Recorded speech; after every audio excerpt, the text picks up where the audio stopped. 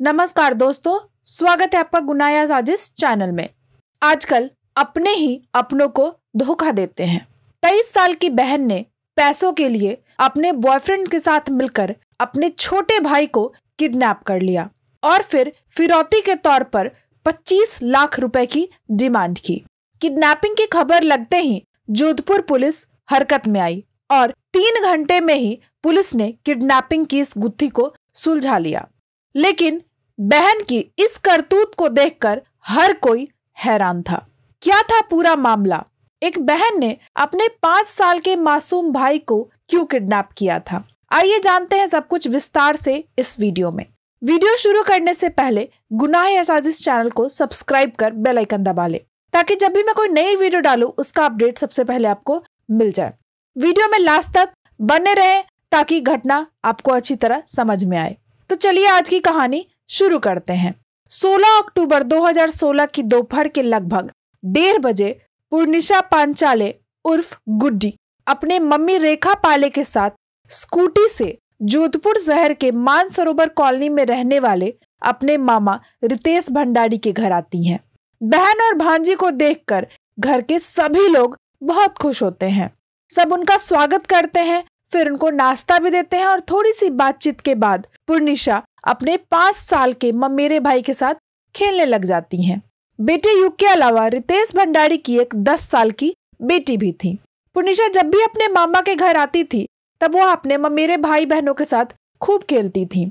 वह दोनों से बहुत प्यार करती थी। करीब आधे घंटे बाद पूर्णिशा युग को अपने स्कूटी पर बिठाकर चॉकलेट दिलाने के लिए ले जाती हैं। पूर्णिशा जब भी मामा के यहाँ आती थी तो युग को स्कूटी पर घुमाने ले जाती थी। ये बहुत ही नॉर्मल था, किसी को इससे कोई प्रॉब्लम नहीं थी।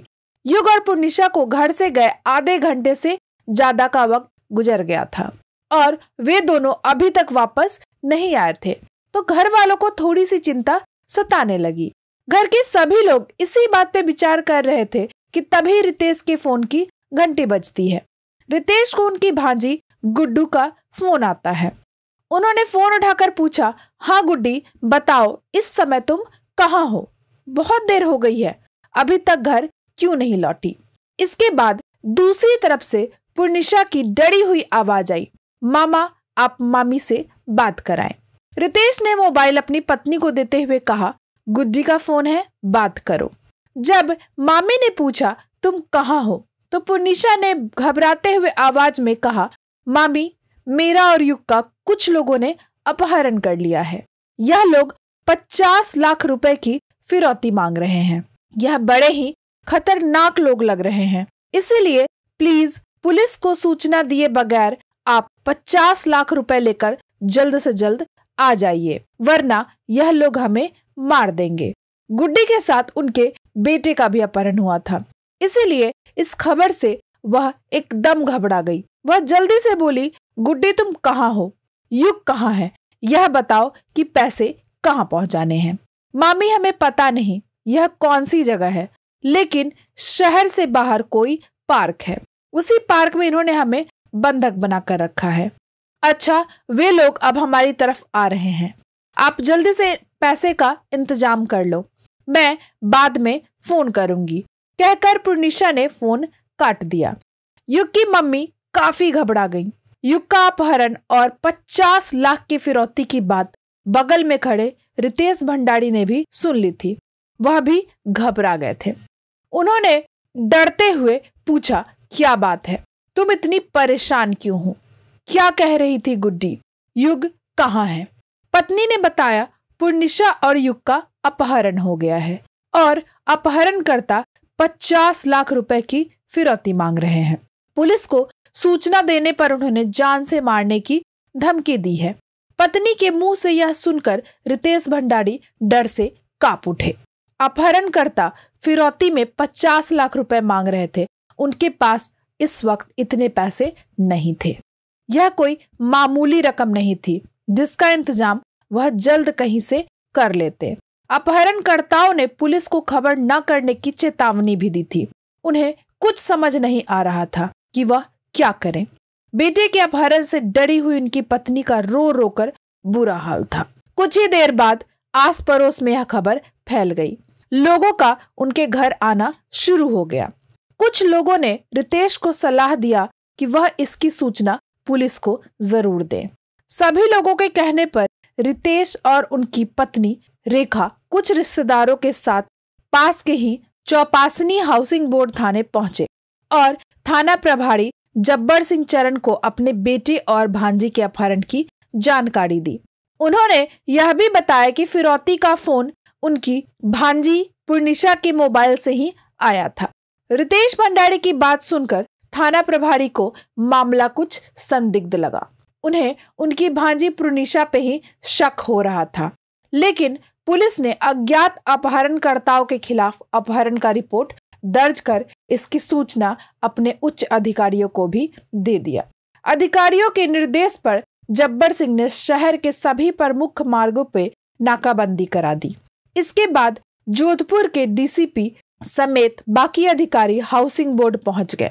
सभी ने पीड़ित के परिवार से बात की। ऐसे मामले में पुलिस की कोशिश यही रहती है कि जिसका अपहरण हुआ है उसे सुरक्षित तरीके से जल्द घर वापस ले आया जाए। इसीलिए डीएसपी ने अपहरणकर्ताओं तक जल्दी पहुंचने के लिए एक पुलिस की टीम बनाई। टीम का निर्देशन एडिशनल डीसीपी विपिन शर्मा को सौंपा गया। पूर्णिशा ने जब रितेश भंडारी को फोन किया था तो बातचीत में चिड़िया के चहचहाने की आवाज फोन पर सुनाई दे रही थी।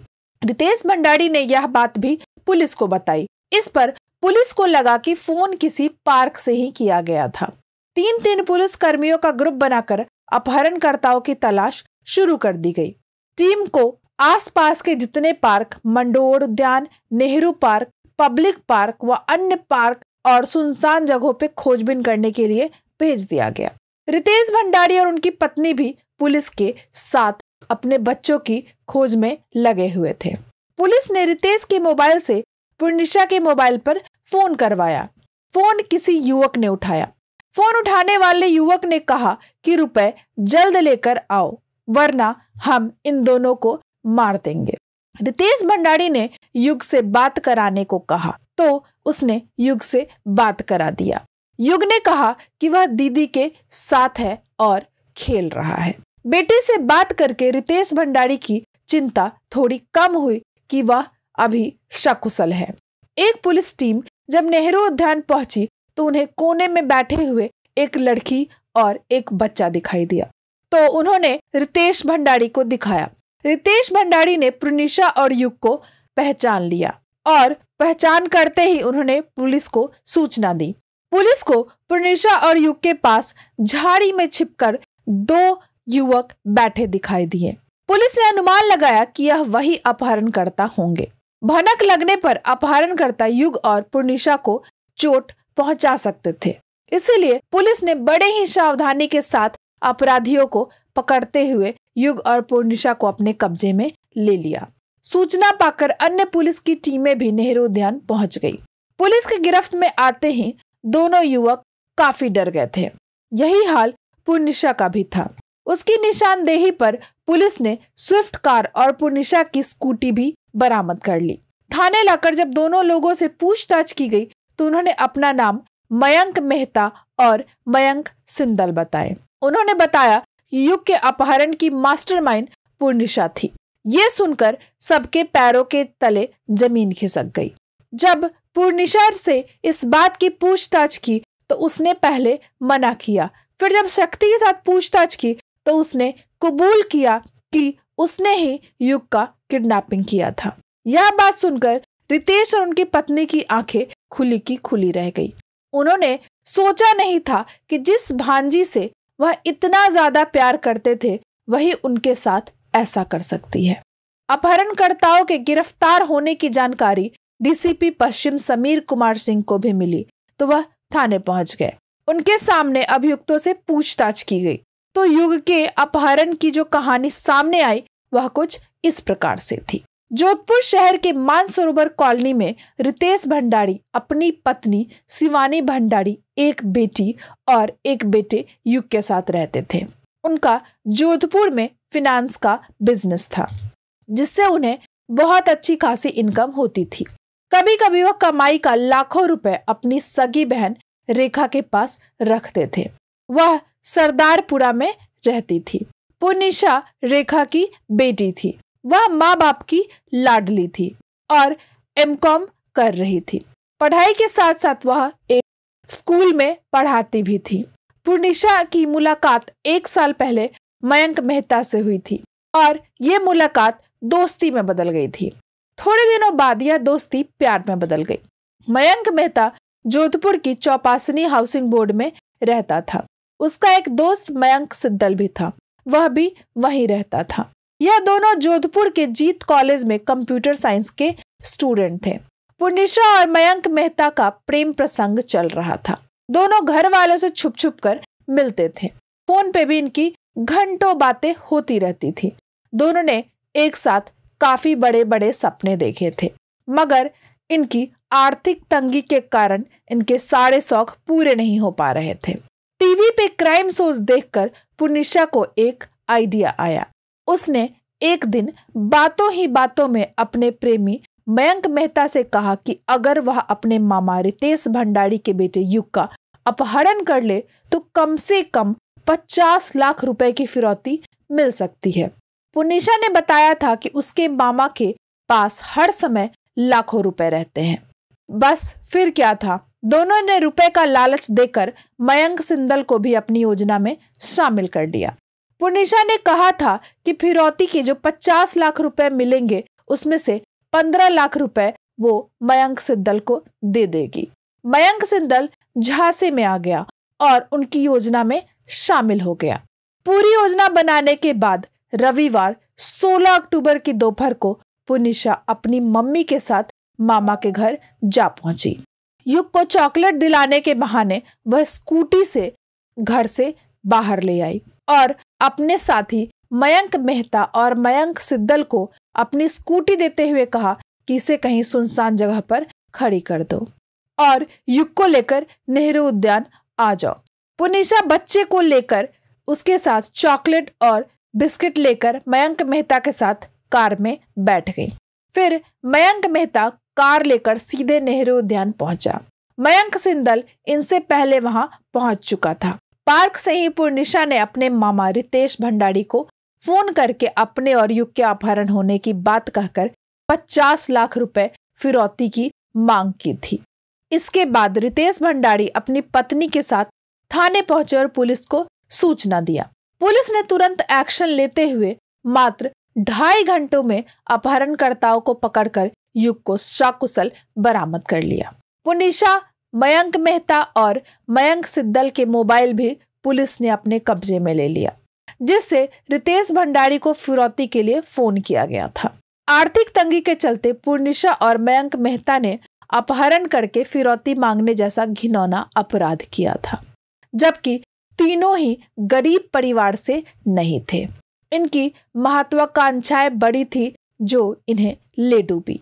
पुलिस ने पूछताछ करके 17 अक्टूबर 2016 को पुनिशा, मयंक मेहता और मयंक सिद्दल को जोधपुर के कोर्ट में पेश किया, जहां से तीनों अधिकारियों को केंद्रीय कारागार जोधपुर भेज दिया गया।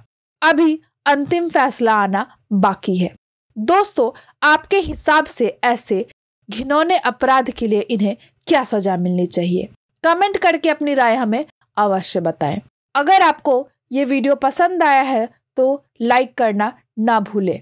साथ ही साथ चैनल को सब्सक्राइब कर नोटिफिकेशन भी ऑन कर ले। मैं आपको फिर मिलूंगी एक और नई सच्ची घटना के साथ। तब तक के लिए सतर्क रहें। धन्यवाद।